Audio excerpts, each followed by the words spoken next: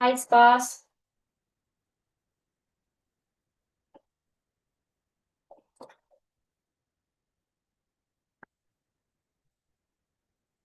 Hey Bonnie, can you hear us? Yes, I can hear and see you. Thank you so much. Yeah, no worries. I hope you feel better. Yeah. Streaming Yes. is all on your end, correct? Yes. Yes, I've got that all set up. I was gonna just use my computer to share screen though, is that? So is there anything I need to do physically on this end? I think it's all No. set. Yep, everything's all set on your end, and then, Hannah, you'll just connect to Zoom and just present from your computer. Great. So we didn't bring down. And I What? will. Oh, I can go grab the nameplates, I forgot. I don't have one with any. I don't have Okay, them yet. okay. Just, yeah, or I just flip them down. Okay, so where, you know, I was As far gonna as say, cleanup, were you if you could just anywhere? take it right Okay. there. I do have Yep. to leave right before Can do. 7. Is there an Yeah. extra charger that has, We had for you. In case. There's sometimes. oh, well, you know. It's like, okay, I put all the meetings, And then she can just- Bonnie sent me all the Yeah. meetings, so I got them all on my That'll work. calendar, so. Just pack it in. Cross. Yeah. So the what only are we thing is missing this at the plug, dealer? I don't think works. It's, Okay. it's at 7, so. But you don't know what it is? It's, I'm gonna run and get. one of the change maker series, it's a woman, forget her name, Maya something. This, Yeah, it is. Was Thank you. a wildlife- Since it's tied that in that thought and then. Yeah. person. Actually, yeah, just. I can't remember what I know. it was. Somewhere in the original. I'll put it in a. Thanks for setting up. Good spot. Oh, it's warm in here. That was my upstairs. How's stuffy? Bonnie, is there anything else you need from me? That's it. Thank you so much. I appreciate it. Take care of things. Here. we have some more on there. Yeah, just spread out. Here. Yes, just in case. Suzanne, we're getting our name tags, but Oh, okay, I would say sit where you, where you Sits where I right want. to you. Yeah. okay. So anyway, so you drove through Taos. Fun. Yes, Yeah. and we didn't go down through Taos, but we came back on Sunday and I started pushing for, we could just stop here and spend the night and eat dinner at Orlando's tonight. Oh, there you go. And somehow I didn't push hard enough. You didn't prevail. Yeah. Oh, well, yeah, Orlando's, have you ever had the avocado pie at Orlando's? No. Sounds kind of not so appealing, but really good. Sounds Okay, good. cheese. Anyway. I had signed up for a writing workshop in Taos that was gonna be held at the Mayville Dodge Luan Home. I was so excited about it, because I had wanted to go to other workshops there. So I sent in the deposit months ago.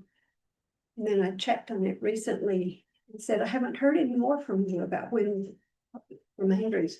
Yeah, and they said, we never received your deposit. Oh, And they were full, oh, so shoot. Yeah. And worse than the fact that they didn't receive it, I never sent it, as it turns out. Jeff's granddad, while he was still alive, was a docent at one of, wasn't it, it was the fest, the Fetching House. Anyway, Say that again. Jeff's granddad, when he was alive, Yes. lived down there, was a docent at the Fetching House. Oh, my goodness. Anyway, Oh, I didn't know that you all had. He's here. just Jeff. mentions. Jeff had, yeah, I don't know, Bonnie, was Zach planning to come? I had not heard from Zach. Chelsea's supposed to be here. Okay, yeah, she's in the building. Okay, and then Debbie is nameplate is on order, so. Awesome. Thank you. I think Chelsea, her nameplate, when she comes, she can decide where to. So it is 5:05. Does Doug or Suzanne want to be chair, or do we want to wait for Chelsea? Chelsea's right, she's walking in right now. So we can. Oh, good. Hey there. Hello, Brendan. I'm late. We're all late. We're getting started. Are you willing to, as soon as I know Zach. If you're willing to Slippers. share. Yeah, sure, why not? Do we know, Bonnie, do we know, who else? Joe Craybacher is not available, and Joseph Mason had to bow out at the last minute because he had to work. So we have everybody I'm expecting. So whenever Chelsea is ready, just give me the thumbs up and I'll start recording.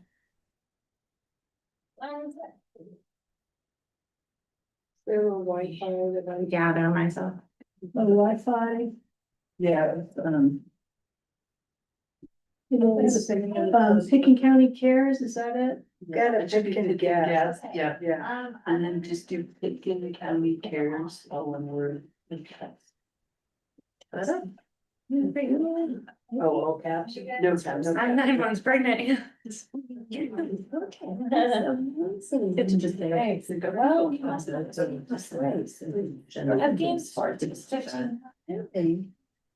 Yeah, all right there. Well, I sort of did it. I just got more round. Yeah, it's all. You go. In a good way. What's the, do you know? September 30th. Good. So Baby's coming. Yes. he's on his way. So. Yeah, any day now. So if I start squirming, I'll have to bow out, sorry. Where are we taking you? That's right. Which hospital? Would you like to go? That could be an accident. I can't get my packet like to open it always, doesn't work for some reason when I'm here. I wanna open it up. I had done all of my marking and had lighting. Oh, there. Highlighting and all of that. Mostly yesterday and the day before, and today I opened it and I erased it all, didn't know where it went. Oh, oh no. Well, I found it, finally found You it. found it? Oh, yay. Okay. That's so frustrating, I know how that. It's awful. We have all done that. Chelsea, are you ready for recording? Yeah, who's on Zoom, or is it just? It's just us. Yep, there's no other participants, yeah. That's a quorum? Four. Or. So Debbie, you haven't met yet. Oh, gosh, I'm sorry, hi. Is our new PNC, just appointed Forgive me, new I didn't- PNC member. Nice to meet you. Hi, Debbie. Pleasure to meet you, John. Nice to meet you. And Debbie was on the growth committee. Great. Thankfully, so has a lot of that Yeah, you- background, and so isn't coming into this totally cold, No. Lots of which is great. So yeah, we're good to go. All right, welcome everyone. I'm gonna.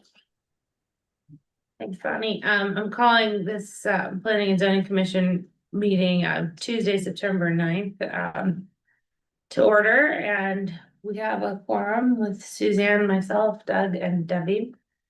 And so I'll open today with any comments from the commissioners regarding any issues not on the agenda. Any planning staff comments? I don't think I have anything, so. Are there members of the public present today or on Zoom that would like to say anything with regard to items not on the agenda for tonight? There's no one in the room and there's nobody on attendance on Zoom. Thank you. We have one in the room, but no comments, No comment. just here to listen. Just Sorry. checking. Great. Okay. All right, thanks.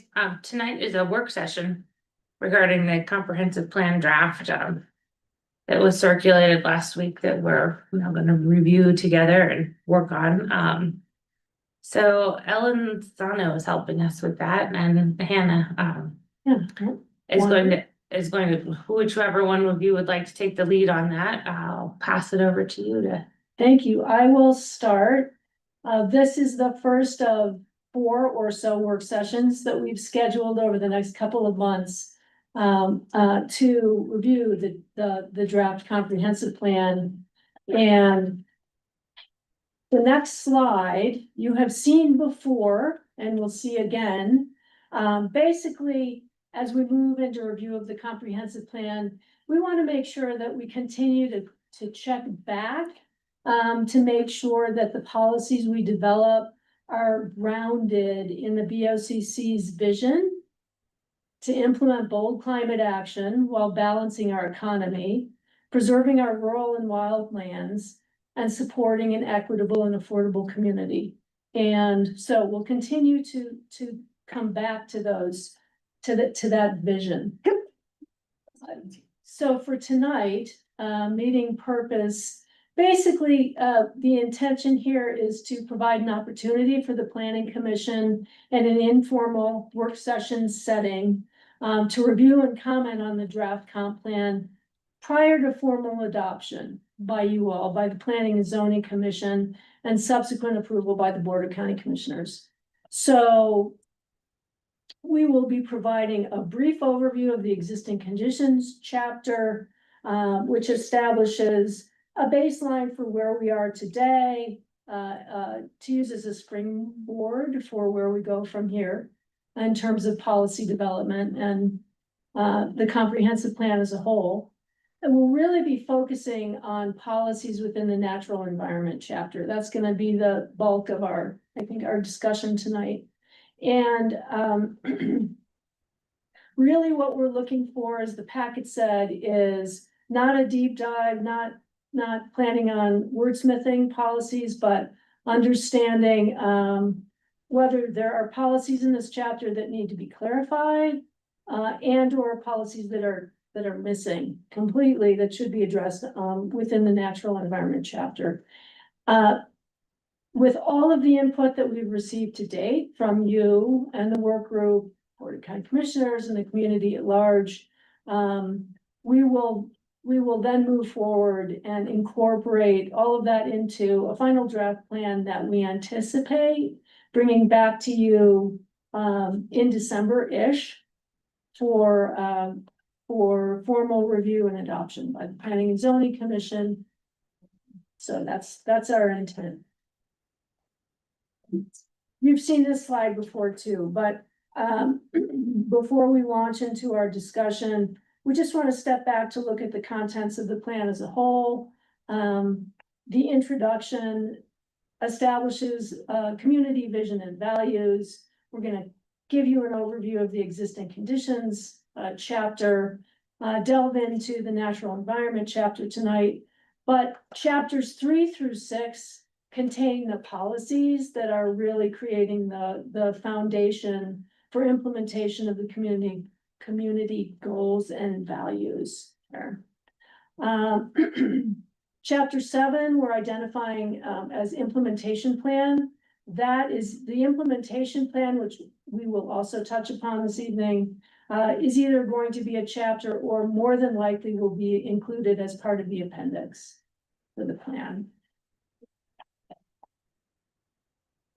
So again, you've seen this timeline, but as you can see, we're finally moving into the far right-hand column there. It's been about a year and a half, I think, since we embarked on this endeavor, creating existing conditions, doing a lot of work. We started with a community value survey, as you may recall, did a lot of work putting together an inventory of existing county plans, again, preparing those existing conditions and future trends. And we have then moved forward through the fall and winter of this year and last year, working with the community, working with you all to develop the draft plan. And we have worked this winter to develop the draft plan. Here we are in the far right-hand column, launching the draft plan for public review. And we've highlighted plan revision finalization with P&Z workshops. That's where we are here today. As I said, we're anticipating adoption by P&Z, hopefully December-ish of 2025, to be followed by approval by the Board of County Commissioners.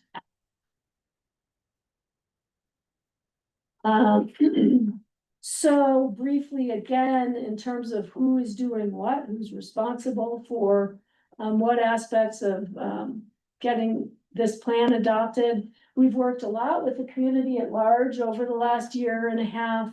The Vision 2050 work group has continued to work with us to make sure that the work we're doing is consistent with, reflects community values and goals that were established by the work that they did as the CGAC and so they continue to work with us. As you may recall, in July of this year, the work group actually handed off their work to the Planning and Zoning Commission to move forward with review and adoption. Planning and Zoning Commission, as you know, reviews and adopts the comprehensive plan based on state statute. And then the Board of County Commissioners will follow plan adoption with approval of the comprehensive plan. And then all of that will be followed by review and adoption of building and energy code amendments, land use code amendments through the formal public hearing process. Question, I have a question. When did the Vision 2020 work group hand off their work to us? I don't remember that. Did you say, how did we do that? When? So we met, we had a joint Planning and Zoning Commission work group meeting on July 22nd. Yeah, I was there. That didn't feel like a handoff. Well. Do you mean the original, like, back to the growth committee, like finalizing their recommendations or? Well, yeah, that was years ago, but like, Right, but the group, the thing in July. Nobody was in agreement there. There was a lot of, we Well- wanna wait and see kind of stuff happen. Okay, so let me back up. I think we are not currently planning to schedule meetings with the work group over the next several months. Our hope is that now we have gotten a lot of input from the work group. And we are moving into, we've developed a draft plan based on that input, in addition to community engagement and Planning and Zoning Commission input, board input. And at this point, we're hoping that the work group will continue to function as representatives in the community to shepherd the plan through, to communicate with others in the community. But we're not anticipating continuing to schedule meetings with the work group. At this point, the intent was to say, okay, work group, thank you. You've given us great input, and we are now we've drafted a plan based on partially on that input. And we're moving forward and putting it into the Planning and Zoning Commission's work program to move it forward. So that was the intent, part of the intent of that late July meeting was to say, hey, YouTube, the reason we had a joint work session with the P and Z and the work group was partially to make that handoff, and I apologize if it wasn't a clear handoff, but that was the intent. Suzanne, I think if I'm. it was more towards, you have to think about it very differently than the growth committee that was appointed and was charged with creating the report that they created. The work group was an effort to continue touching base with those folks from the original growth committee who could and wanted to participate, as well as adding in some of the caucus representatives. But we weren't necessarily looking for them to be giving the P and Z their final recommendation on the comp plan. I mean, it functions, it's a different function than what we had with the growth committee. But they did serve as kind of, I guess, a steering committee or whatnot, as, you know, that we were touching base with them. But so I guess maybe handing off is not so much. We've been working with them. Well, we've also been working with the P and Z. And now really the P and Z is who is charged with working through this to get towards adoption. The work group, right, for now, we won't be meeting with the work group. The intent is that when we get back into code changes down the line, that we'll kind of go back to the work group, because again, the commitment to the growth committee was we'll try and include you in this process as we go all the way through it to the extent that they want to and are able to. But right now, you know, this is where kind of the comp plan lands. for that next I was step. there as well, and there were absolutely caucus representatives there. And they seemed to be wanting to express some of their opinions that maybe they didn't feel like were heard. I mean, it seemed like both Woody Creek and Rudite, whatever it is, up the Frying Pan, you know, they were feeling like they were maybe not being heard. Or I don't know exactly if that's the correct terminology, but That vibe too. yeah, And but they wanted to have their 2 cents on what was gonna come down, Mhm. but and whether. And that's part, and that is part of the community engagement that Right, we're, you know, that's part of it now. It's just, we're taking kind of the work group as a function out because we're doing all this other community engagement. We're going directly to the caucuses and meeting with them. We're trying to really get the broader public engaged, you know, for the work group, we had one person representing each caucus to the best that they could, to be able to inform, you know, their caucus to some degree. But again, there's definitely a very, you know, extensive community engagement that we're getting into now, where we're trying to make sure everybody's getting in on that conversation. And maybe just to jump in, I mean, I think another intent, and like it says here, just serving as different community perspectives was really the role of the work group. Not in the same way that the CJC presented a consensus-based final document. Was really working with them to make sure that we're getting those different perspectives, like, hey, I'm with the Frying Pan, here's what I think, hey, I'm with this group. But the P and Z role is really to kind of hear those different perspectives, recognize that those have been gathered and captured into this document, and help us move this forward as a, you know, county-wide document. So part of that is the charge now of the P and Z to say, okay, what aspects of those feedback and perspectives should be captured in this final plan document? And as a practical matter, it makes it sound as though we've shut the door on any input from work group individuals, which is not the case. Any members of the work group that want to continue to be a part of the discussion, with the P and Z, and as we continue to embark on community engagement, you know, if those work group members who have an interest want to help, And several have and reached out several have. specifically and said, hey, here's my feedback, but Yeah. Yeah. So, but as a formal work group that's going to continue to have formal meetings, that's come to a close, at least for now. Okay. And they'll be brought back in, as Suzanne said, when we get into implementation, code amendments specifically, we'll want to check that in. So, Yeah, I would definitely want to invite them to participate in our work session meetings, or at least attend them, so they can chime in. 'Cause their that's, feedback was really valuable, I thought, at that other meeting, so I wouldn't want to miss other tidbits from people that know specifically what's important to their caucus. and caucus specific, we are actually, we have met with one caucus in particular, and we have several caucus meetings scheduled actually in the next couple of weeks to, inform caucuses about the comprehensive plan and get feedback from them directly at their, as part of their caucus meeting. So they will continue to be engaged, I'm sure, because they are interested and want to participate. So,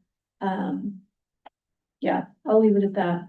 Well, while we're on the topic of involvement of other outside groups, besides just P and Z, Joe Krabacher's point at the end of that meeting was important, and I 100% agree with him, that Aspen is the draw. Everybody lives in Picken County to come to Aspen, so where's the city of Aspen at the table in this discussion of Vision 2050 for Picken County? There should be city representatives talking to us about it too. And has the county reached out to invite them to be involved at all? Sure. we've had a variety of discussions with staff kind of along the way, and some of the early staffing, it's kind of scoping periods, and some of the early policy shaping, reviewed their documents, kind of pulled that in. So I would say yes, in terms of being able to be, you know, we had an open house, there were city representatives there, surveys, different things have been sent out, so. There has been intent to have that be a part of the discussion with a lot of the community partners broadly, but specifically with municipalities too. How do we know that their feedback's being incorporated into the draft comp plan? You believe her when she says it? Well, like, which parts are we gonna see, like, elements of their feedback that you're gonna highlight for us, that we know that, like, they chimed in, or are they just reviewing and not providing feedback? Like, how do we know that they're contributing at all to the conversation? Well, there may be some policies where we can point to specific input that we've received from city staffers. You know, I have to say at this point, we haven't coordinated with electeds or appointed officials. It's really been, I think, at a staff level. And as a practical matter, once you all have had a chance to review the draft plan, there will be referrals, more Referrals. formal referrals with municipalities, counties that would take an interest in the plan. So that will be part of the process. But happy to highlight that as we go through the policies specifically. Yeah. All right, Mom, just wanted to point that out, that that was Joe's suggestion. I agree with it, and I would like to hope that it somebody takes that into consideration and make sure that. Absolutely. And, you know, in the past, we've participated with the city of Aspen and development of their comprehensive plans and so, yeah, that they will also absolutely have a chance to weigh in on, to the extent that they have an interest in doing that. And they have to some extent already. So, Okay, great questions. Thank you. sorry to stop your stream of consciousness. No, I mean, that's why we're here. It's a work session. Yeah, this slide is just, really trying to, speak to the community engagement that we have done over the last year and a half and will continue to do. Really, we have a real focus on community engagement over the next, we started this last month, we'll continue, a real push on community engagement through the next month or two. And so we've used a lot of different tools to inform and communicate with the public. We've had several in-person pop-up events across the county. Some have been well attended, some not as well attended. We have an online presence, so digital engagement is available on our website, the Vision 2050 website. There's a story map that walks through the comprehensive plan. It also includes a survey, trying to get general input on topics within the comprehensive plan. And we've had, I think, 60 survey results. So far that may be out of date, maybe we've had more, but that's gonna be really, really interesting to see just how people randomly have weighed in on what they believe to be important or should be addressed in the plan. As I said, we've got caucus meetings scheduled over the next couple of weeks into the next month. And we're also organizing a community mapping charrette first week, I think, of October. Again, that should be interesting. Won't go into detail right now, but it's basically to give people a chance to be hands-on on a map, to talk about, well, you know, what areas shouldn't be touched, you know, what areas are ripe for development. So we're still developing the approach for that charrette, but it should be interesting in a different way to engage. Suzanne? As an aside, but it still applies. I think the last time I was involved in a charrette like that was hands-on. It had to do with the Maroon Castle Creek Caucus and Tommy Moore and what he wanted to do. And he was trying to work along with the neighborhood to see how their interests came together. And I happened to be chairing that session, and we put big pieces of paper out on long tables, and there were maybe 60 or 70 people there, and had maybe 10 people around each table. And there were some very strong personalities in that area. As there are, And yeah. and we had given them this assignment in the crayons and said, do this. And when I started to call the meeting back to order, I had been looking in this direction and I looked back around, and Whip Jones, who is a big man, was up on his hands and knees on a table. And Phil Holstein, who was not tiny, was up on his hands and knees, and they were about to literally butt heads. And they were talking loudly to one another, and I said, you really need to come back to order, and they didn't stop. And I said, Mr. Jones, you need to get off the table and sit down, and Mr. Holstein, you need to sit down now. And Whip Jones looked around at me and he said, listen, little lady, this man and I have been fighting for the last 40 years, and we have just discovered over this map that we agree on everything. So really good things can come out of that. That's great. That's awesome. Well, let's hope for, Yes. similar outcome, right? Yes. That's a great story. Thank you for sharing. Resolve some 40-year-old arguments. Right there, 10 minutes. They had to crawl on the table And they to do it. get to that point, but, Yeah. so the last bullet here, just refers to, we're also gonna be doing some targeted stakeholder outreach, and Chelsea, some of that stakeholders may be municipalities and perhaps municipalities and counties, and a broader reach there. So, with that, unless you have other questions, we're gonna, Hannah Hunt is gonna give an overview of the existing conditions chapter. And you've seen some of this before, but again, we just want to establish a baseline for the community today as we move forward, springboard into making policies for the future. So I'll hand it over to Hannah Hunt. Sure, thanks, Ellen. Yes, I'm Hannah Hunt, Wander, Range Planner. Seen me many times, I'm back.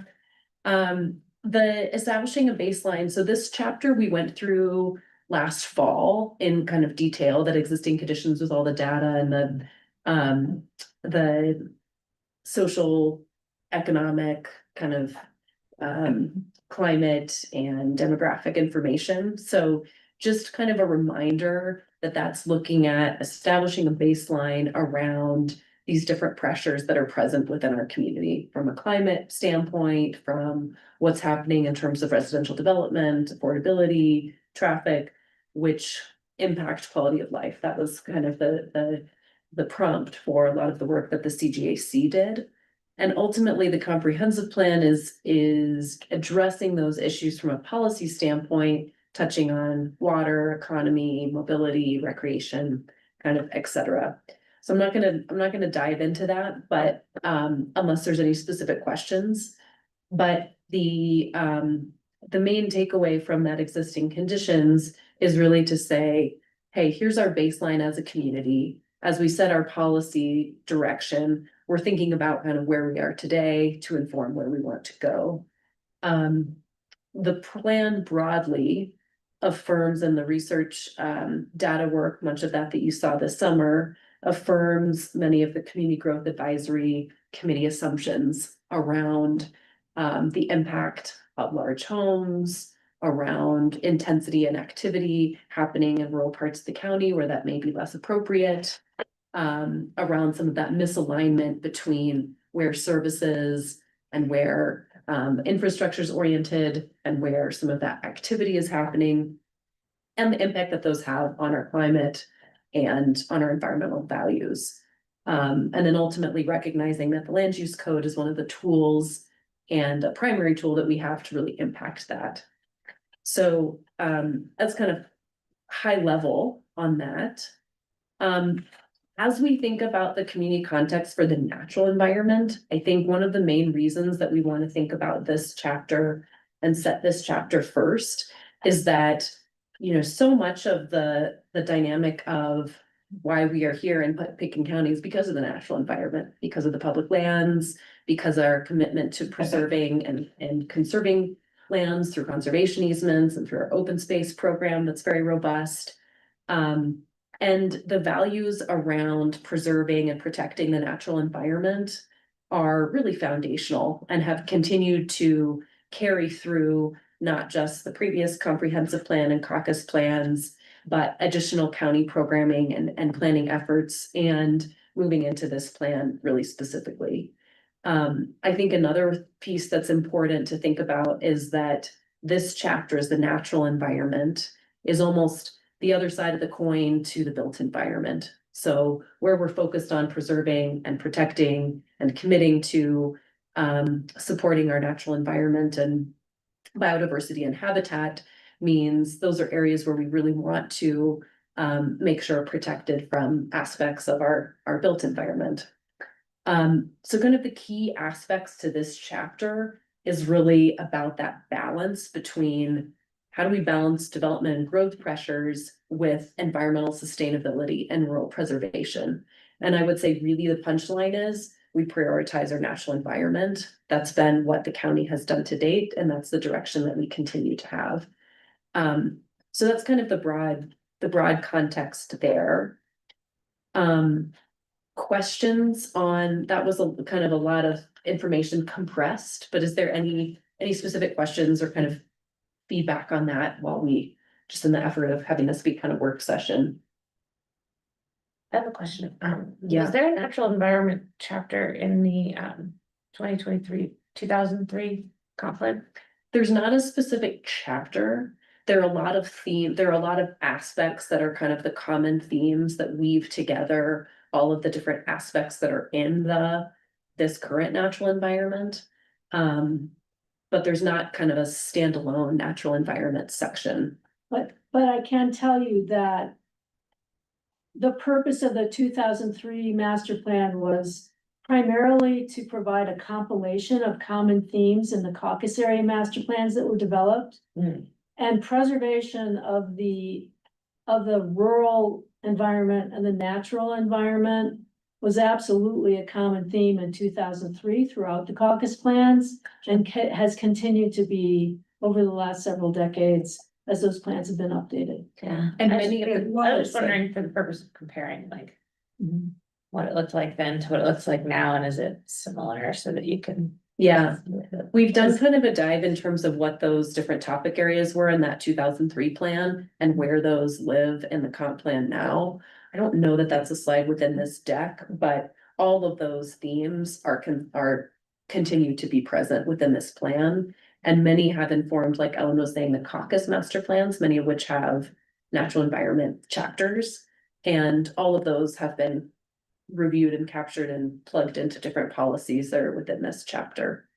And it was a strong theme in the first land use code. Definitely. And continues to be Yeah. in the land use code. Yeah, I just kind of wanted to see if we could track it, just see how Yeah. closely they resemble each other. And I Yeah. think that's, that would be a very difficult exercise, because what we did in 2003 was a very different approach. Again, like Ellen said, it was more saying, here's what we're hearing from all the caucus master plans, and that's sort of creating our comprehensive plan. This is a much more comprehensive approach and really creating a true comprehensive plan. And I think capturing a lot of, the other thing we've talked a lot about is in the land use code, we have land use policies. But there are other policies the county has that aren't really captured in other documents. So it's trying to bring all of that together into the county's comprehensive plan. So it looks very different than the 2003 document. Mhm. But I think, right, all of the themes that were captured in 2003 definitely, Mhm. are Remain. woven into and continue through in this comp plan. Well then, Yeah, thanks. yeah. So this is just basically just that those really continue to be the grounding attitude toward county values, preservation of rural character and natural environment, which is important for the natural environment, but like I said, also very important for decisions made about the built environment. And this carries forward many of the policies that are in the current land use code, 2003 comprehensive plan, caucus master plans, as well as healthy rivers and streams, open space and trails, other county programs that are working directly with these areas of the county and focused on natural environment specifically, as well as incorporating best practices like capturing the water quality and quantity section and water land use aspect and updating to kind of incorporate these community values.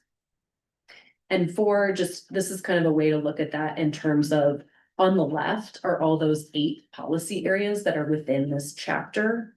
And then these are these kind of broad community values. So you'll note that all of these are really checking that rural preservation kind of community value, but many picking up aspects around bold climate, balanced economy, as well as equity and affordability. So just a way to kind of look at how these different policy areas broadly are trying to carry through and do interweave with those values. I thought that particular chart was brilliant.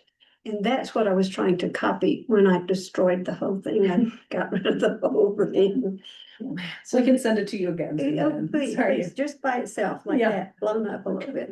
And again, as Yeah. I said Really good. initially, we do want to continue to come back to this notion that we want to make sure that the policies we're developing are in alignment with those stated community values. Absolutely. So we'll keep coming back to this as we Yeah. move through the chapter. Yeah, and I've got my annotated version here that has really specifically like which policies come from what. So if there are specific questions, will do my best to be able to respond to That that. was such a strong outcome or a strong piece of what the growth committee did, Yeah, basing it on values from the beginning. right.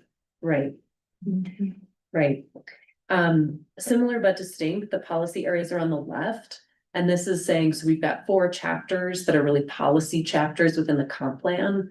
These policies that are in the natural environment touch on policies that are in other chapters. So all of these, like I said, capture what's happening in the built environment or inform what's happening in the built environment. Examples around environmental hazard, that's captured within the natural environment chapter informs some of the land use strategies around mitigation for hazards within the land use code, and that's captured within the built environment. So just an example of how that kind of plays out. And then also community and economic health, there's connection there, as well as the regional approach. The regional approach chapter, just to respond to the question about kind of municipalities, we're talking about regional approach with kind of regional partners that includes adjacent counties and municipalities within that regional picture. So, yeah, I- yeah. Yeah. I would think that the air quality has a regional approach as well. Mhm. Sure, It's not, yeah. Yeah, that's a good note. Is it not checked? it's not Yeah, checked, it's not checked, but but I think it's it should definitely a be. regional, Mhm. yeah. But the point, And the monitoring is, yeah. and part of the point here is that there are certain topic areas that are cross-cutting. You're gonna see them in different contexts, in different chapters. So a note on the implementation. So the implementation piece is a really essential step for the comp plan of we're working on these policies, how do these actually play out? What's the time scale? Who's doing it? What does that look like? Kind of broadly, that falls into these 4 different categories, which is land use or energy, so code amendments. The second approach is really actions associated with other county plans, so thinking hazard mitigation plan or the wildfire plan, or work that some of the planning work that Open Space and Trails is doing, for example. And then the third is other programs and policies. Think about some of the work of monitoring that Healthy Rivers and Stream does and in partnership with the state, programs and policies like with HHS, et cetera. And then third is coordination with partner agencies. So some of that's work that is happening that we are privy to, but has a broader group of people that participate, like the Wildfire Collaborative is an example of that.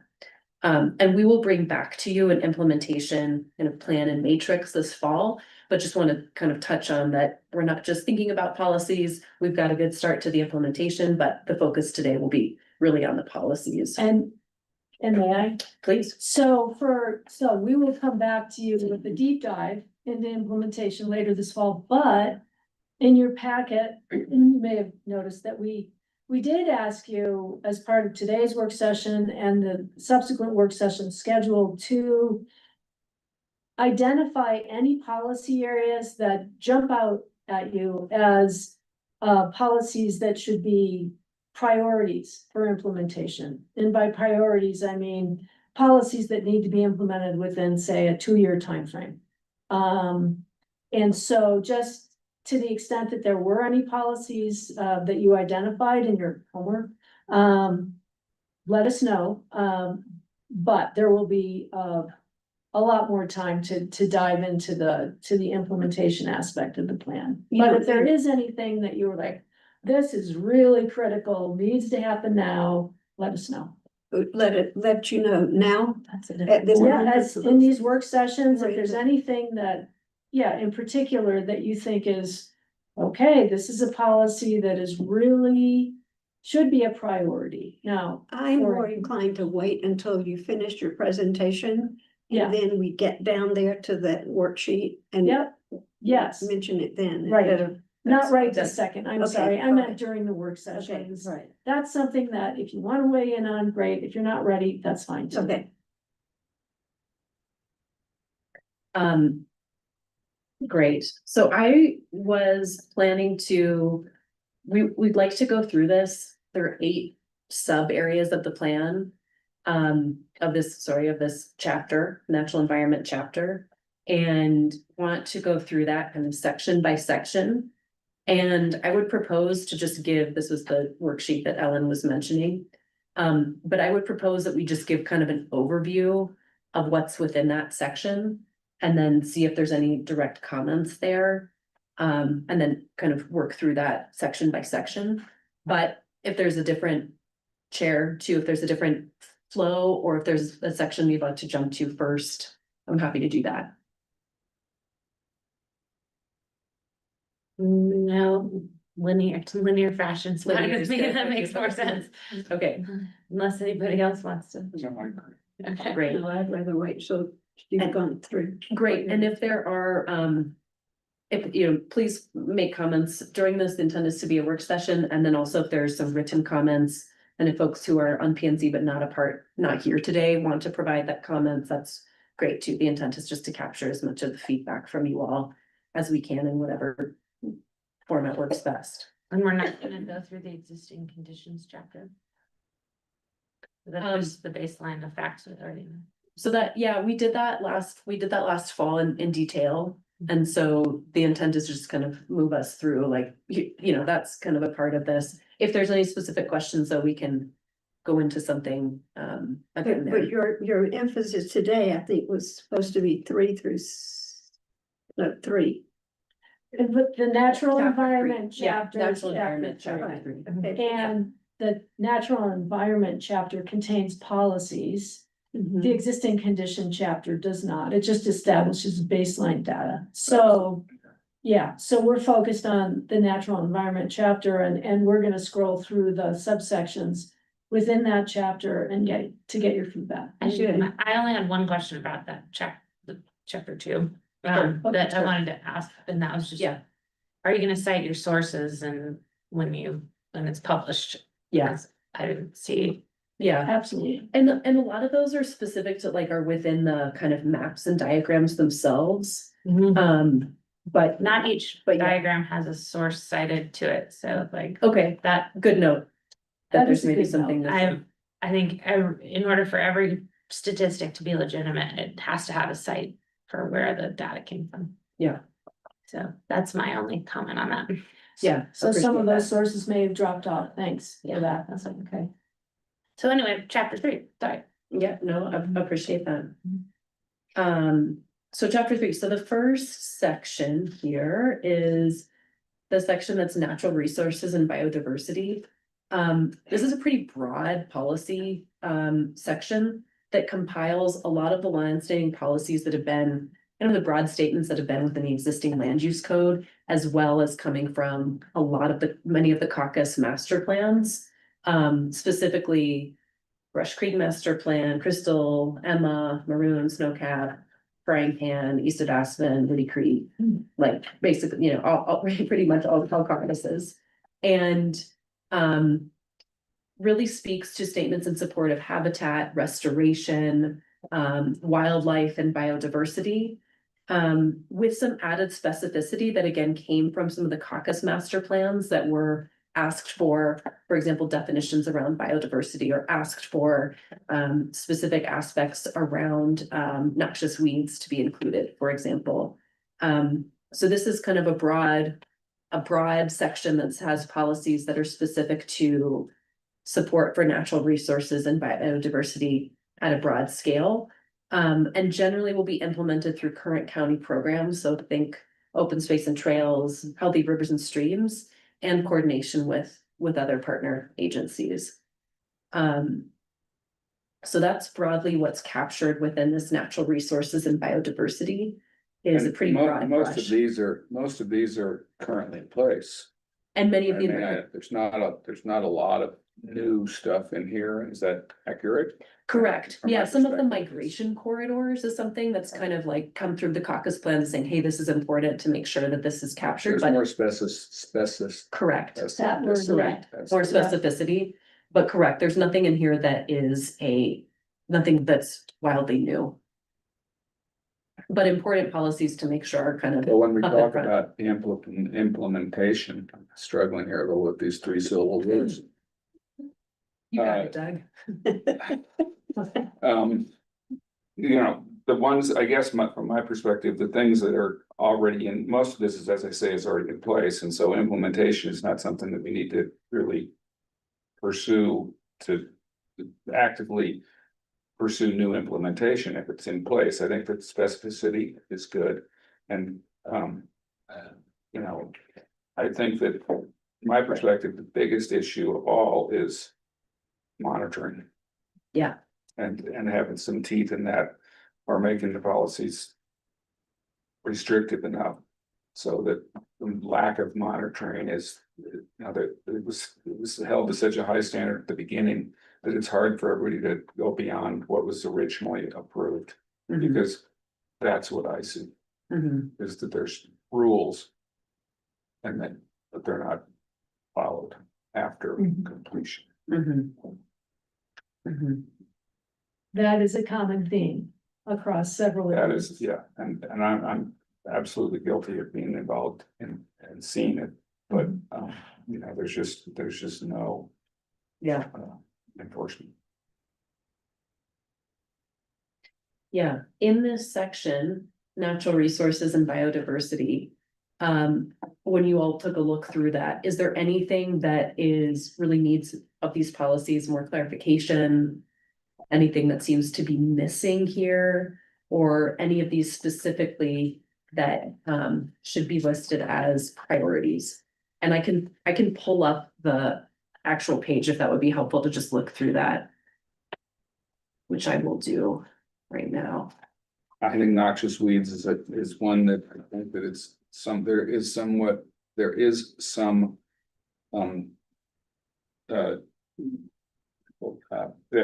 is a program out there, there's people that look at it, right, and I mean, I know in Snowmass, there's programs and things where I live. And so noxious weeds is, and does that fall to open space and trails, or who goes around and monitors those kind of things? Is there an agency that's in charge of that? I mean, I know we're moving into implementation kind of, but noxious weeds is one that should rise to the top, in my opinion. And it needs to be monitored or controlled in some manner, so, you know, and I don't know whether it's picking open space and trails or who it is, but. Open space does it for open space properties, but Right. not for the county at large, so there's some limited capacity in the county, related to that, but yeah, in terms of like having a robust enforcement program and people who are really out on the ground all the time, you know, looking for I the, know. you know, no. Mhm. I agree, I see a ton of noxious weeds. It drives me nuts as a farm girl from South Dakota. My question about you asking if anything is missing from this Mhm. is that it's all still feels sort of high level to me, and like the actual textual amendments in the code is where I would think that. That's where I would wanna see. If anything, if it was complete and evaluate completeness and. You're like I was today and yesterday, looking through this, I kept wanting to jump to Yeah. how we're gonna implement it. Where's Yeah. the I mean, code? that's Yeah. the fun part. You Yeah, know, get yeah. there, this is what, but this is the big overview of Mhm. what do we value? What do we want to pay attention to? Where are the problem areas? We're still way up here and I'm with you. I want to go. Yeah. And then I think what's really important on Yeah. our end is knowing how important these policies are Mhm. for that next step. We need the very strong policies to guide us when we come with the code, you know, if it's code writing, you know, that we're coming back with. To go, here's where we can point to in the comp plan that supports the need for us to, you know, write whatever code that is. So that's why, right? We need that, we need that high level, you know, to make sure that we've got that basis. When we come back with the code. Yeah, in theory, these policies have been developed after a lot of community input, and the thinking is that they are in alignment with community values and goals, so that when we move into code implementation as one implementation tool, we can rely on this comprehensive plan as that policy foundation grounded in community values and goals that have been established over a lot of years of work by community citizen committee and work group and caucuses and the rest. So, Yeah, and the data. and the data, yeah, supported by data, informed by data That's as well. right. right. So yes, I think everyone wants to jump into the specific implementation. Careful what you ask for, you know, we'll be there soon. Yeah, and this section specifically, the natural resource and biodiversity, these are pretty like overarching statements. And when we get into the next one on water, there's some more specificity there. That will guide towards pretty direct, but these are the kind of broad brush statements around. The natural environment. Overall goals. So I guess kind of questions that, is there anything kind of broadly speaking that seems like within this section needs further clarification, or, you know, some kind of area that seems to be missing that we would want to be addressing when we get to code implementation?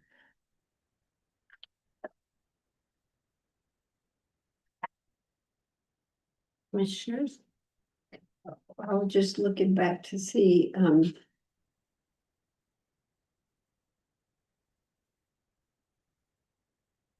I don't have any. Debbie, you were in the CGAC, anything? You know, we didn't go this far into stuff like this, as interesting as it is, and I've been reading this for the last couple of days. But I feel the same way. It's kind of like, here's policy as it is, you know, I don't see anything in here that I feel like needs to be changed, or is anything that's not included, or something that's more important than the other. Yeah, I feel like all these things are fairly important. here's a Things to spot keep in where mind. I had. I don't know if it's a question but 02.14. Non-proliferation of wastewater treatment facilities. Next. Well, You're we- you're Yeah, ahead we of can that jump next. into that. Okay, I can't keep up Okay. where we are. Yeah, we're just in that first one, natural resources and biodiversity, but we Okay. can get into that. I'm trying to back up to that Yeah. because I'm into implementation actually. Yeah. Okay, Well, let's, I'll- yeah, Yeah, we can go there. okay, I'll Let's wait. go I there. don't think we have any questions on Okay. section one. Yep, I'll just note that one thing that open space and trails says that migration, having that be migration and movement corridors, just talking about kind of how wildlife moves, not just how they migrate. That was some feedback that we will incorporate. So just as an example of how we're incorporating feedback, that's an example. Let's go to water quality and quantity. There's a lot in this section, and this is one that really is new coming from previous plans. There are aspects, Meaning new coming from previous. um, compared to, I think. Yeah, That's what new you mean. compared to previous plans, like, I'll be more specific, so, the state requires certain aspects of this plan, of this water, element to be captured within the comprehensive plan. Many of the caucus plans point to aspects specific to water quality and quantity that we have incorporated and taken as good direction. Healthy Rivers and Streams has specific policies and objectives that we've also met with them and their board in detail and gone through and captured that within this section. So that kind of all informs where we are on this work. I'd say another piece that's been really key actually is working with the city of Aspen, the water department. And they, as one of the largest water providers within Pickens County, a lot of their water monitoring, their water plans, their integrated water management plan, it feed into the work that we as the county are looking at policy wise, especially around conservation and efficiency. So that's one pretty direct tie, speaking about the city of Aspen. But so this is really bringing the water quality and quantity piece together. Another aspect is that Pickens County is involved with Northwest COG, and there's a QQ committee, which is the water quality and quantity committee. They also have recommendations around kind of best practices for water land use integration. So how water drives some of the decisions around land use, if there's sufficient supply, or if there's not. And so that has been another piece that's been a part of this, and they have actually peer reviewed this chapter, this water quality and quantity section as well. So just to say, there's been a lot of eyes on this section. The work that we did that was captured within the Pickens County water conditions report was a survey that went out to all metro districts in order to understand what their current supply is, what their future projections might be, to kind of understand the water supply balance. That's something that will go as an appendix to the comprehensive plan. That's available on variety of, that was went within the meeting packet that was in the July meeting, as well as is on the website as a addendum to be reviewed. But to say broadly, a lot of the focus in this chapter is supporting keeping water in rivers to beneficial use, in support of biodiversity, efficiency for all types of water users, avoiding waste kind of across all sectors, agriculture, residential, commercial, etc. Limiting water use for non-essential amenities that don't align well with climate, drought conditions, or just broad community values. And then support for existing wastewater and water infrastructure. So systems that already exist, metro districts that already exist, strategies to support. There will be really specific implementation code updates that come with this. We've been working with a additional water consultant that does water and land use planning called Brendel Group. And they've worked through already with us a pretty detailed implementation matrix around specific strategies that we might put in place from a code, from a programming standpoint to implement. And I would also say on this water quality and quantity, when Ellen was mentioning that there's been some kind of broad community surveys around, what's important to you, this water quality and quantity has come back as the most important to people from a prioritization and implementation standpoint. So there's a lot in here, and Suzanne, I'm happy to jump into that one that you had a question about. I'll pull that up, but that's kind of the big brush strokes around the water quality and quantity, but there's been a lot of work and research kind of background that's informed this section and these policies. And happy to dive into any kind of further specifics as we go through this. Well, some of mine are comments. Sure. Because I'm very happy about 02.9, limiting new outdoor amenity consumptive uses. Uh-huh. I hope that will be underlined and in bold. I mean, we're seeing so much And waste. that, when we talk about that 2-year timeframe, What did you say? immediate. Which number? are Yeah. you? Sorry, I'm trying to catch you. It's on the screen, it's on the screen, it's this Okay, one. thank you. And then I was a little confused about 02.14. New wastewater treatment facilities will not be developed in Pickens County if existing facilities have the legal and physical capacity or can be expanded or consolidated to provide additional wastewater treatment service. Is there a point at which we just cannot go on?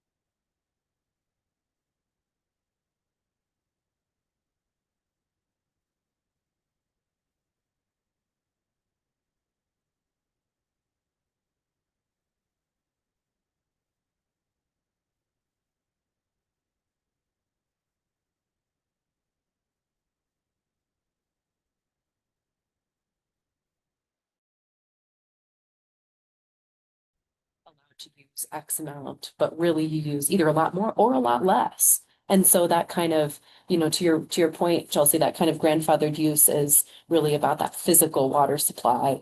And this is about trying to increase or understand what's happening from that, physical water supply standpoint, not just what you have on paper.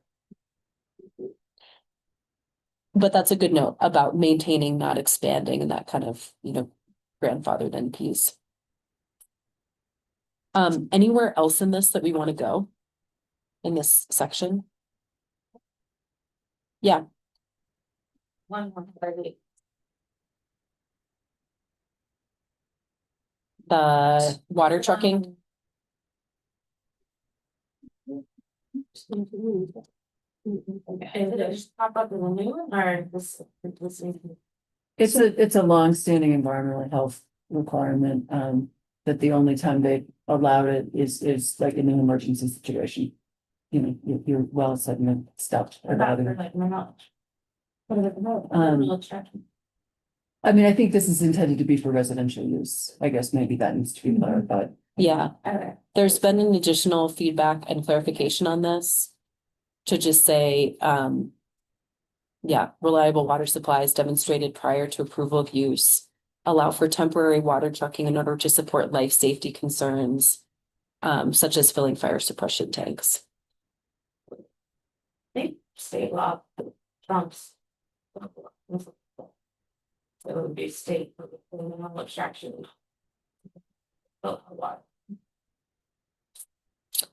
And I don't know that the policy that they've sort of worked under to date has always been more for the residential use. So that just may be something we need to Yeah. clarify with them. I think if somebody went through a special review with us related to mineral extraction, then that would be addressed, but. Yeah, we can make that clarification on residential. That's Good note. good question. Yeah, and I think state law. But anyway, within my options, there are agreements between the county and other jurisdictions for water. Usually you supply or the agreements of the state. Or how much we consume and a lot of the downstream. There's obligations and stuff that we're not seeing or we're not aware of. Mission report and. Such as.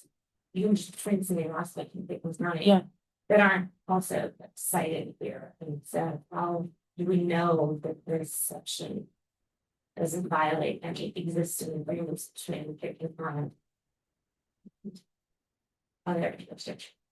Yeah, I would say my comment on that would be that the appendix that this is based on goes through and speaks to those different agreements.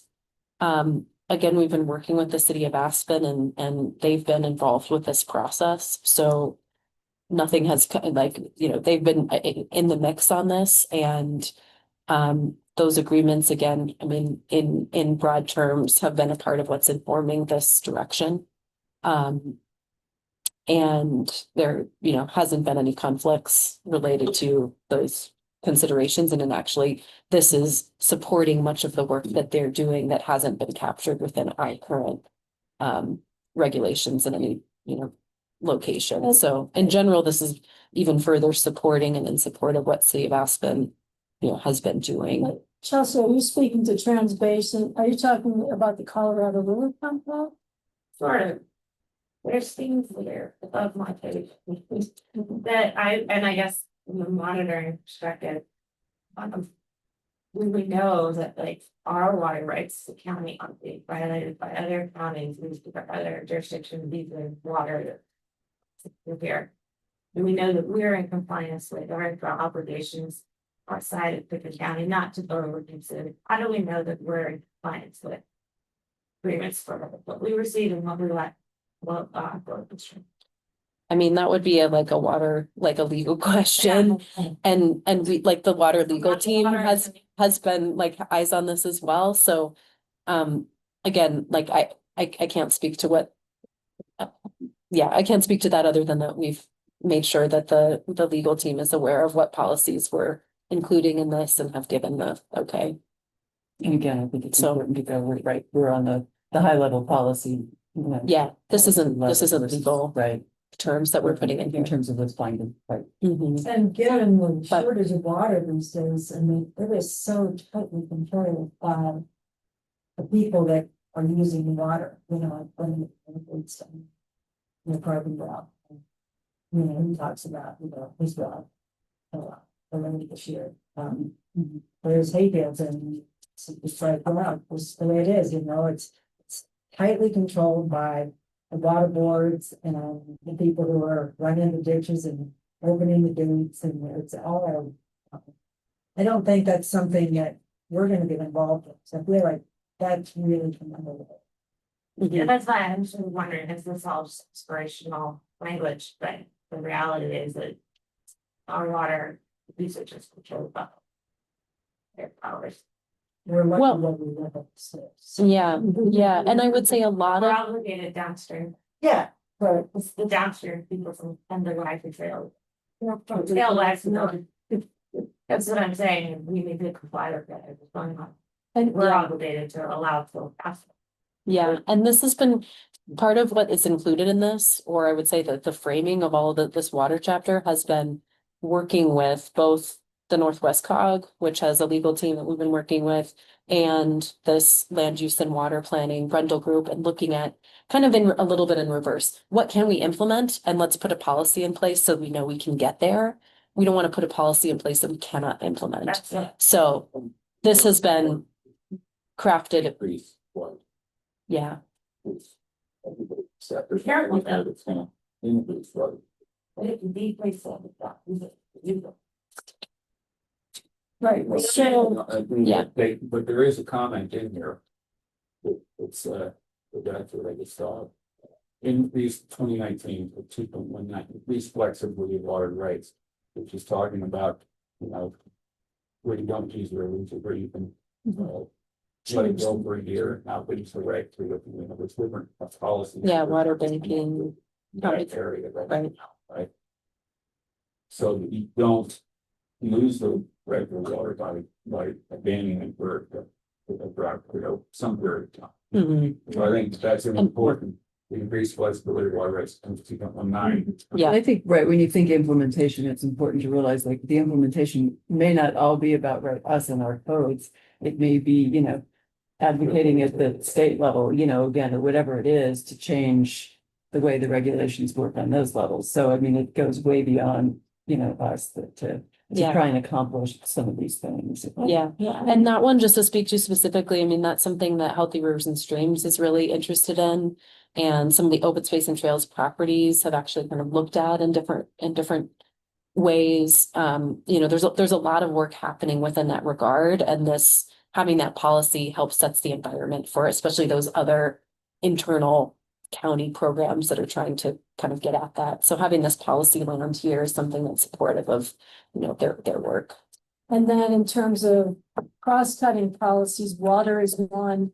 It's also addressed in the regional approach chapter, which we'll get to later, but yeah, coordinating with other local and state agencies is something, you know, we're headwaters county and communities, so there's a lot that goes beyond just our own specific use and intent. Anything, go ahead, sorry. Go ahead with my next comment. Yeah, I was just gonna keep us moving. Is there anything else on that water section? I know there's a lot in there, but anything else that were comments from commissioners? I just have one more. I'm sorry, it's better. Sure, sure. Where I live in Parkmore, they have a grant program for people who are below the average median index, the median income. Which is like most of the population of working class people, but repairs your own side. It's elevated, it's a state match grant, but the county matches what the city gave the city to base it. And so just some sort of policy in here that says encourage Pickens County public to support the replacement of the state. Well, it's through Yeah, grants that you can get. yeah. That's, County, 'cause I think it's important for the county to get back. And it would make everybody's water quality improve. Outdated, so. yeah, there's a lot of kind of dual goals with that, yeah. Yeah.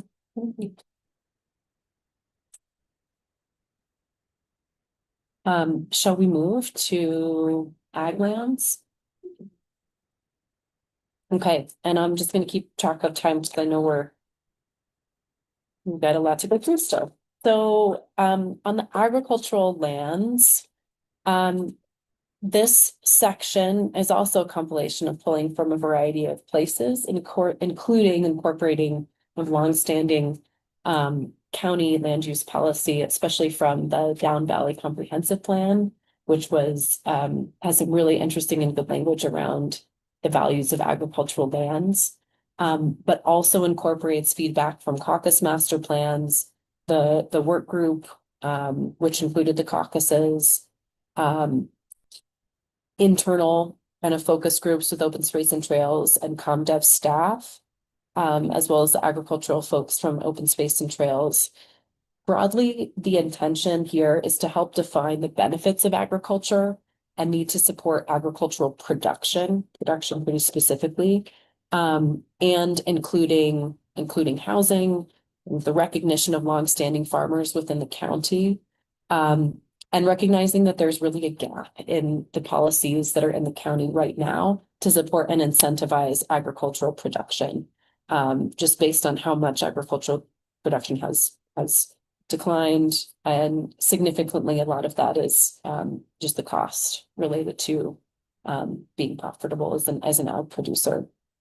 Open space and trails have a variety of policies that support working lands, and that's carried forward into this the policies here.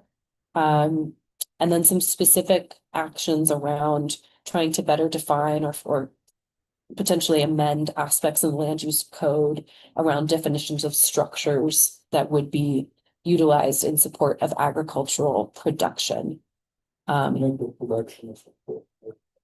Yep. Yeah, totally.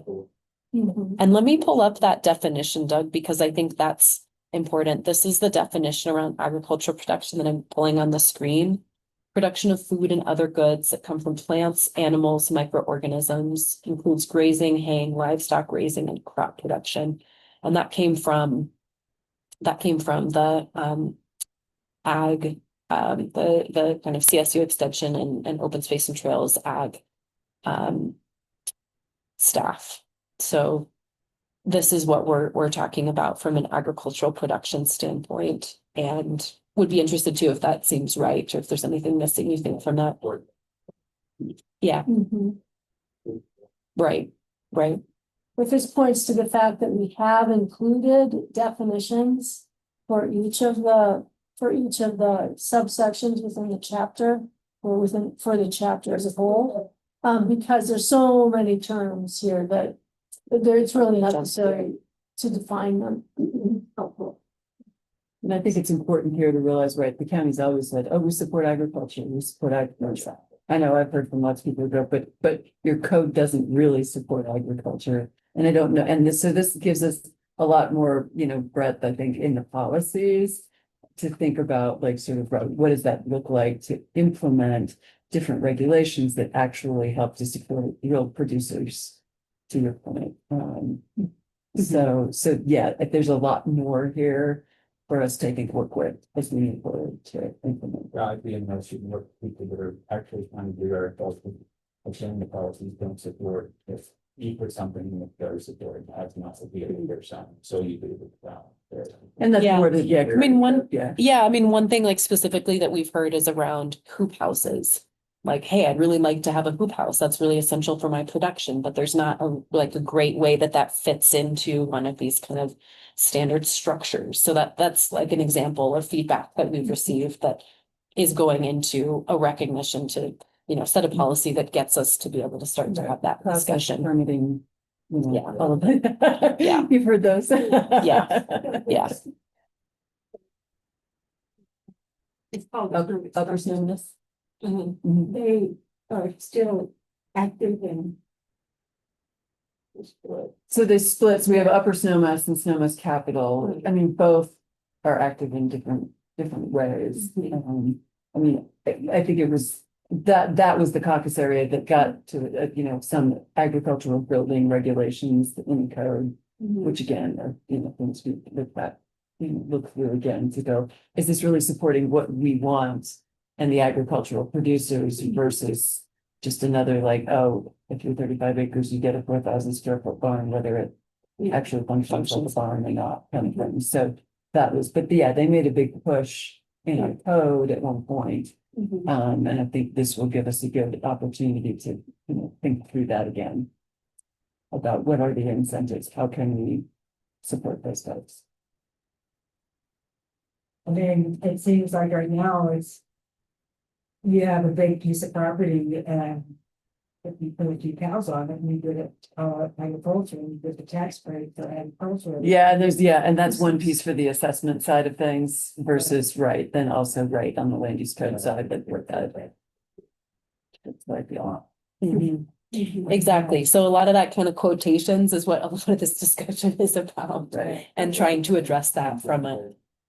Exactly. 2 years ago, they had a medium. There was the Part of that. there was the hot tub. Yeah. For the cows, exactly. Questions. Please. 03.9. And I don't want to get down to the granular stage, but in general. Updating regulations for ag structures and for local agricultural producers. Could that grow to include housing or workers, ranch workers, or workers? Yeah, look at 3.6, yeah. There's Yeah. the policy that That's does it. speak to that specifically on On 06. Yeah. But that's definitely, the housing discussions definitely come up and lives in its own policy. Yep. It's just hard on stuff like that. It's like when the city did the ADU thing. And then it turned out that all the ADUs were being used as a guest room or whatever, they weren't actually Right. rented to a local person. How do you keep that housing from just being a guest house or production? Yeah. Yeah, I mean, I think that's, again, right, that's the devil's in the details kind of thing, but we definitely hear that from, people who are trying to do production. Right, it's critical. I mean, Ed and Barty is a huge advocate of, Yeah. the only way you can make this work is if you can house people. He's a good advocate. Yeah. Just looking at all the like 2 routes and all these little stable studies. I mean, it's great to see all this local, food production located in the Longford Valley again, but. It's a struggle for them and I see the whole coop house thing. I mean, our weather can be so fickle. The frost in early September. Where if you could keep things warm for just a little bit longer, you could keep producing, but if you can't. Yeah, it's thin margin. Yeah. Yeah, is there anything else here that needs clarification, or is there anything else broadly in this section around agricultural lands that just seems missing that we should include? Great. Let's put it for. I will cover air quality pretty quickly, given the time here. This is a section that is really not significantly changed or really changed at all from current policy in the land use code regarding air quality. It reiterates the current policies around maintaining air quality at a high level, continuing to monitor air quality, to your point, Doug, about the need for monitoring, and ensuring that current standards and regulations around air quality are enforced, right?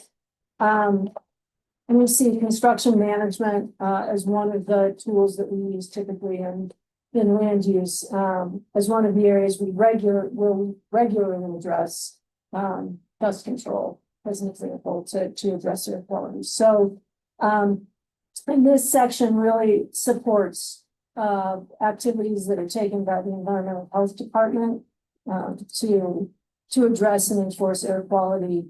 They are the body that does a lot of the measuring and monitoring, and I think to some extent enforcement.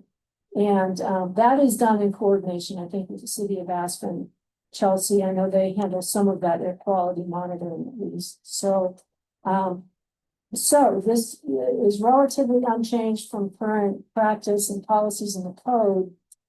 But that said, is there anything that we're missing here or that needs to be clarified?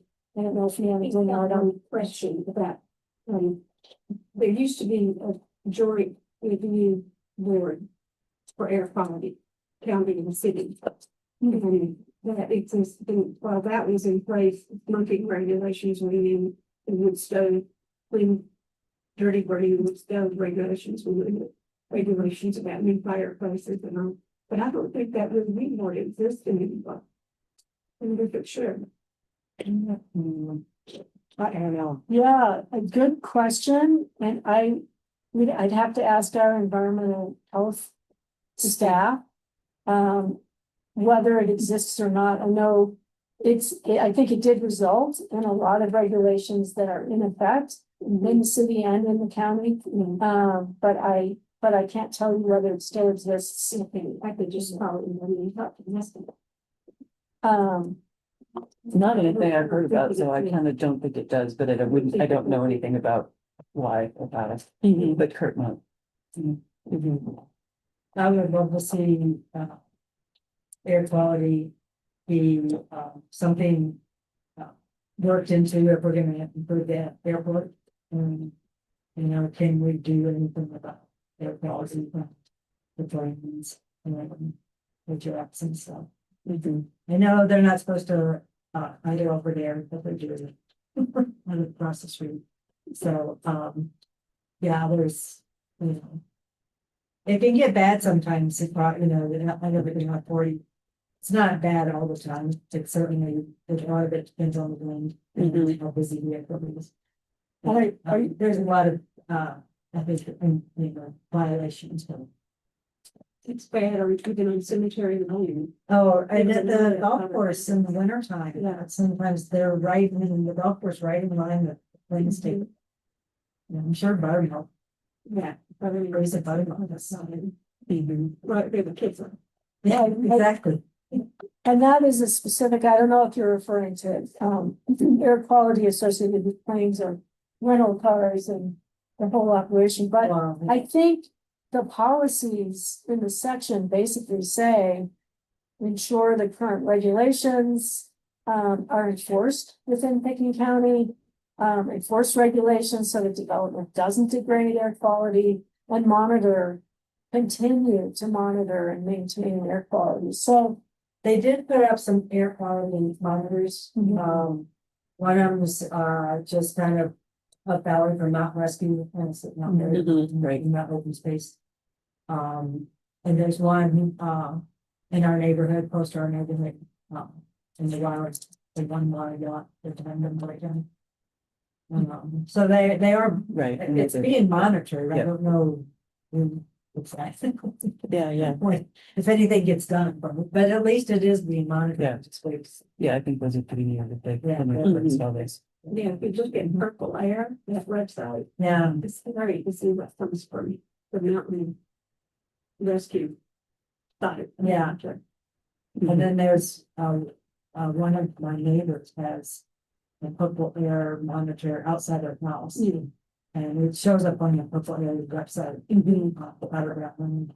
So I have like real time, what's our air outside? Right, you can, especially with the smoke, it's helpful to see Yeah, and to know what's going The on. smoke was bad and stuff. do you really want to know? But so any thoughts, anything else here?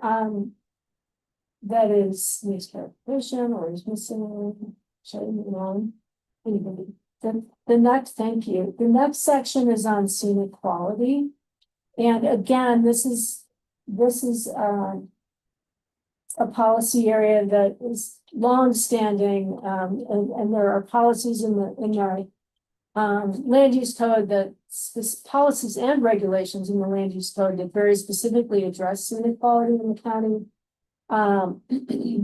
There are some new updated policies in this section that reflect the emphasis that recent caucus area master plans and the general public have placed on the value of maintaining the scenic quality of the rural landscape. And there's specific recommendations in some of the caucus plans for actually placing more emphasis on standards that should allow for a reduction in the size and scale of development where needed to maintain scenic quality. And so there's a little more emphasis on if there are issues around scenic quality specific to an application that comes in, there should be more ability to reduce scale, size, mass, and perhaps than exists today in our current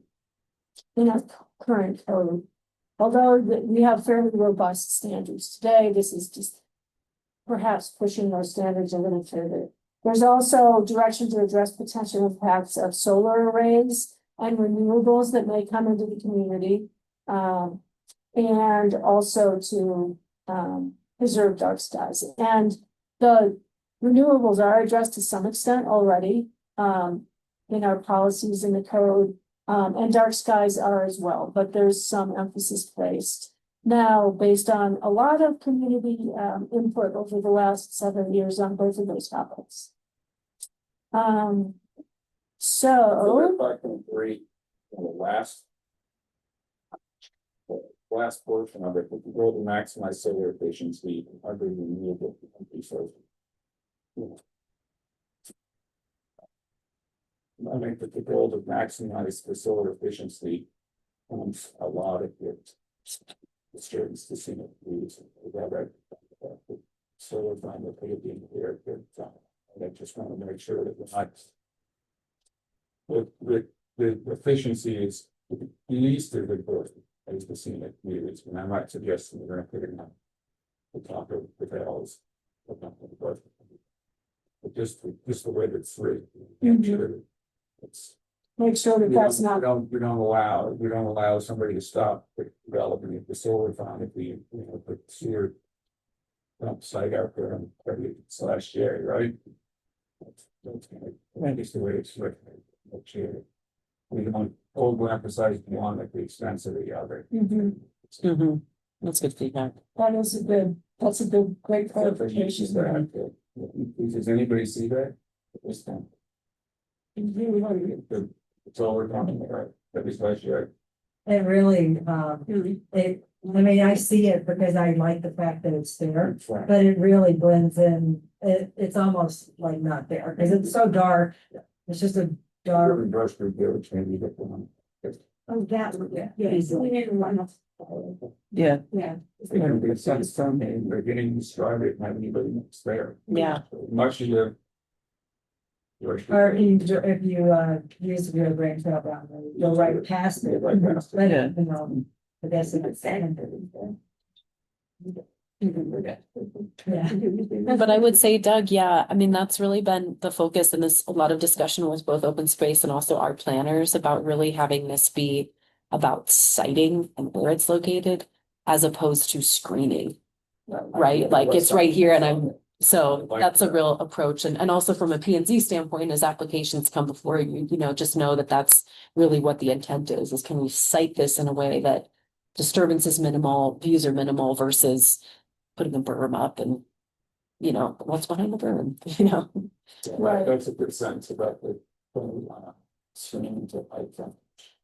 Yeah. And that's been a long-standing policy as well for the county. And that's also covering thinking 0.5.2 under the things that you're avoiding. Right.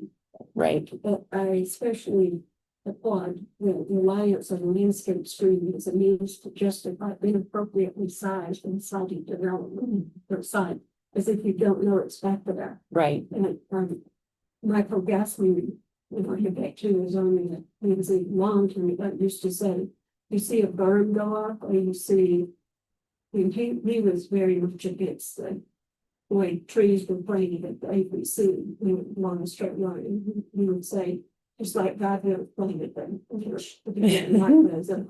But. And,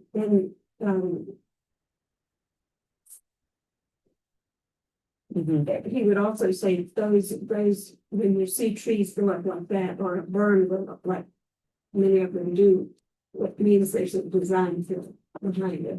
Right. And happy to mention that you have that you can stress that. Yes, Several caucus master plans spoke to that issue. yeah.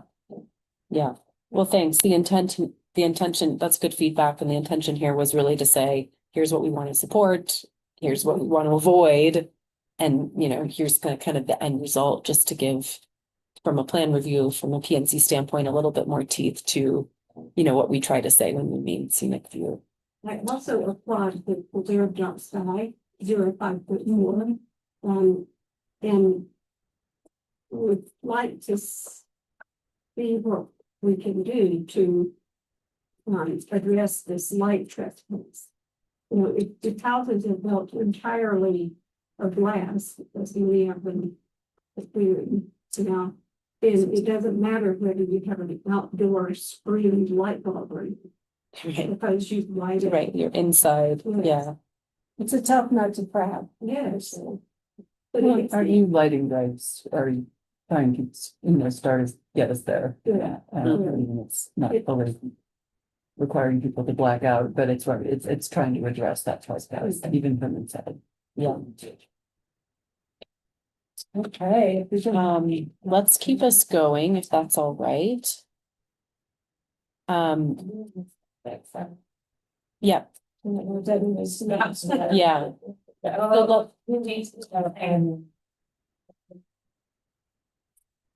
Yeah. Close. Yeah, let's, we're close. Let's go through this and I'll jump to these kind of broadly, and then if there's specific questions, we can dive in. Public lands and open space, kind of same, has been a longstanding policy, really captured in a lot of the caucus master plans, current land use policy. There's not much that's really new here. Some of this has been made more specific through work with open space and trails, and trying to really support public land agencies in alignment with our goals, just recognizing that we are 85% public lands, and of our private lands, a quarter of those are in conservation easements. So recognizing that partnerships and support of public land is really critical for our community. That's the broad brush on that section. If there's anything kind of specific in there, I'm happy to dive in, but that's kind of the big picture on public lands and open space. Open Space and Trails has also reviewed this and provided comments, so know that that's captures their feedback. Then the recreation and tourism section, this one is really about the intention here is really about managing recreation activity to minimize impacts on roads, on trails, natural environment, and very much, as well as has been reviewed and in discussion with the Open Space and Trails Board and caucus master plans. This consolidates a lot of the feedback there. I think that the main piece here on the recreation and tourism piece is recognizing that it's that kind of management, that there's activity that's happening, but there's strategies to manage that in a way that minimizes negative impacts. And a lot of that work is currently carried forward and will be ongoing carried forward through the work of Open Space and Trails. There's also a broader effort within the community that's the Conservation and Recreation Master Plan. And that's really getting at a lot of these issues as well. So this has been also that effort and planning effort has been reviewed alongside this to make sure that we're complementary and not conflicting or overstepping. Anything on that section that you all want to chat about, rec and tourism? 07.2. Okay. I have a question about, it says Pickens County supports expansion of movement and being directly adjacent. It's listing permitted ski area boundaries. Really? One. I think I'll the let idea Suzanne- here was, there yeah. was always, the longstanding thing has been, we have 4 ski areas, we don't want new ones. But the caveat to that would be, but expand, you know, we would consider expansion of existing ones versus getting in new ski areas. That's kind of, I think that's probably the same language that exists for the most part today. In the policy, in the land use policy.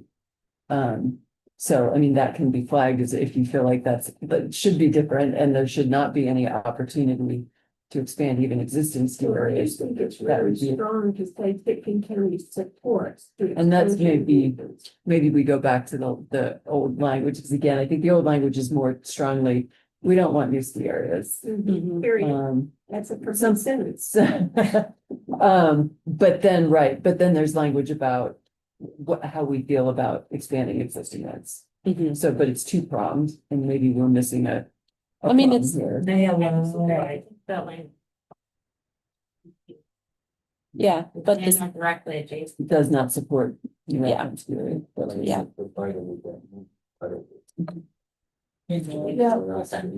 It's. But it could be reframed. Yeah. There are all kinds of things that.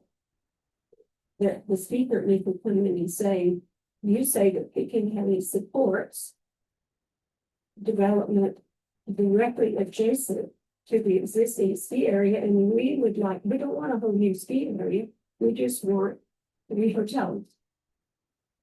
Or we just want a new residential district that supports them. I just think that's asking for time. Suzanne, Yeah. it's been controversial over the years, you're right. And this may be one that we want to bring back for more discussion, to allow you to really weigh in on whether it's the right policy. yeah, we can, That's a good call. we can make some revisions there and bring that back to you all. And I think I would differentiate between ski area versus. Like base area development, and it's been looked up, that I think the intent here was more to actual expansion of the skiable. Terrain, and obviously, right, there have been big fights about that, but that is also different than. We're building a whole new base area, there would be different, I think, a different set of policies that address that. In terms of growth and expansion. Versus the actual ski area, but. If I worked for the ski company, it'd be really people like this. We've had a lot of, between us. Yeah, Suzanne and I have had a lot of conversations along those lines with the skier, with the ski pass, so, Yeah, we good would feedback. be- Yeah, no, that's a good call. That's helpful, thank you. Is there anything else in that section that is a question or there's comments on?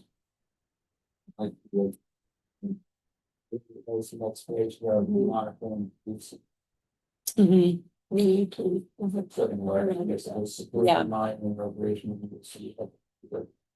Yeah.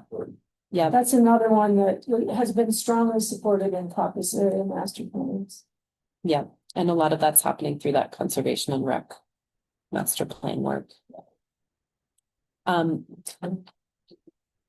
Thanks, Debbie. So if you have any other thoughts, just. Yeah, well, I went deep into this last week. Yeah, and Welcome, Debbie. Thank you, Mayor. Good to see you there. do you all want to talk about this environmental hazards quickly? This is aspects that are really. That's the last one. It's the last one. Yeah. Yeah. Do you want me to do a high level kind of drive by? Much of this section, like I said, is really paired with the environmental hazards in the built environment section and a lot of the current land use policies that are related to the built environment. Much of the work that informed this section is coming from wildfire organizations, both from the county wildfire plan, from the regional effort, as well as just kind of loud and clear through the work group and other community members that this is just a priority to make sure that this is wildfire is addressed again, from a policy statement, so we can get into the work of moving this forward.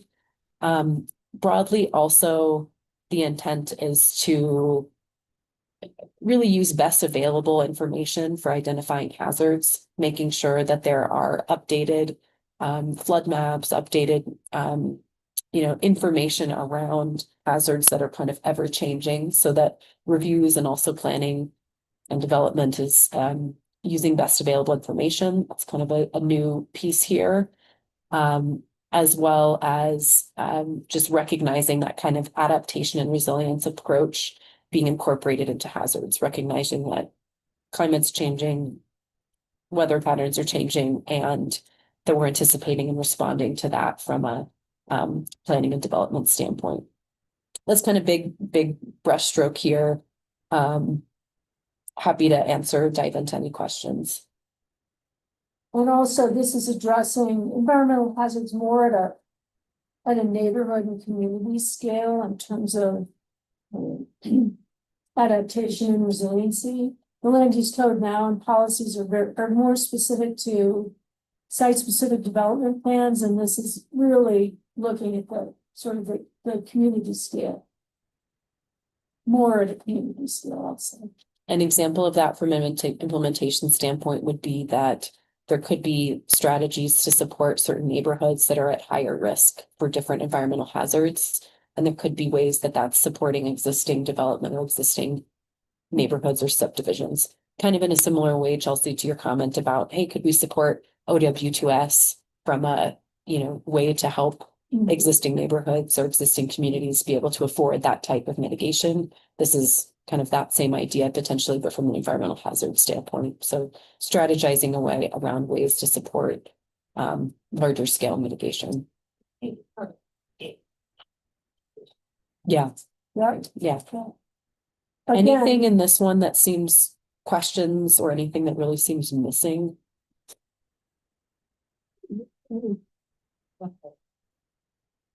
And we can, when we get into the built environment, if there's something that we need to pull this back up, we can. Yeah. Yeah, stuff, yeah. Sure.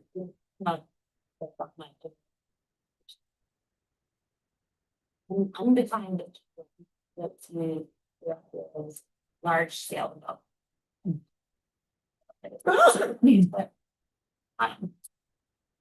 large scale, when we're speaking about house size. Large scale development's just an undefined term that's used. In the built environment, there may be a definition at least. Over for- 5750 Yeah. is what that's intended to be. And if that's.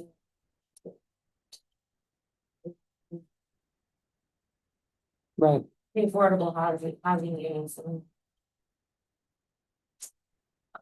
So there, it's that large scale development. Sure. No, that's a good, What? Yeah. yeah. It is defined in the built environment. Yeah. With respect to house size. So It's a good catch to make sure that's consistent. Yeah, thank you. Mhm. here. Or just be careful where it's, yeah, no, that's a great catch. Yeah. No, Yeah. this is. Yeah. Yeah. We'll wrap. Basically, we'll continue to be doing community outreach work. That includes a survey. There's a lot of information digitally, like Ellen said, coming back to you all kind of chapter by chapter to go through that, similar to this. If there's other comments that come up when you're reading these, it's a lot of text. So if there's other comments that come up or information, feel free to shoot that to Ellen and I. We want to capture that feedback. And we will we'll be here in a few weeks on September 30th. So But on the 30th, we'll be coming back to you with the built environment chapter, which is a hefty chapter, so. it is. We'll keep moving Yeah. through. It will be- I do have one quick scheduling question for you. November 4th would be your regular meeting date. It is election day. The Tuesday after that is Veterans Day, so it would be a county holiday. I guess the question to you is, do you all have any, are you okay meeting on the 4th of November? Or would you prefer not to meet on election day? There will be election activity, I know, next door. I guess I probably have to check on that, is if they actually need this room. We could find another room in the building if we needed to, but I guess mostly like, are you all okay having a meeting on that date, or do you prefer us to do that? And there's a board usually jettisons their meetings on that day. Right, I'm having eye surgery in April. Okay. Yeah, probably won't see that. Guess. Or in October, but I will come back with it, November 1. And I don't care. Okay, well, maybe I'll send I'll an email out to catch the other folks who weren't here tonight and just see, so then I'll let you know, I'll follow up. Well, now that we've covered on the agenda for this, we entertain a motion to start trying. Is that group and all in favor, it's all of us, there, thanks for attending and Thank you all. turn. Yeah, Thank you. It's an amazing method, all that had to be pulled together and if we do it.